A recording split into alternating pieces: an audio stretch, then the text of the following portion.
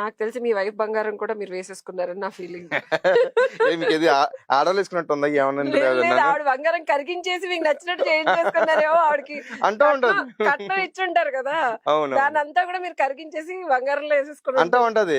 ఎక్కడైనా సరే మన ఎప్పుడు పెళ్లికి వెళ్ళాము అనుకో, మేము నన్నే చూస్తూ ఉంటారు అందరూను. తనేమో ఏదో లైట్ గా వేస్తారా అంటే వాళ్ళు పెద్ద ఇంత మోయలేరు కదా, మీ ఆడవాళ్ళు అసలు మోయలేరు. ఎందుకు పోయలేవండి మీరు? ఇవ్వండి, బంగారం అది ఒకసారి ఇవ్వండి. వచ్చిన నుంచి నా మీద కళ్ళు రండి, ఇవ్వండి, ఒకసారి ఇవ్వండి, ఒకసారి ఇవ్వండి.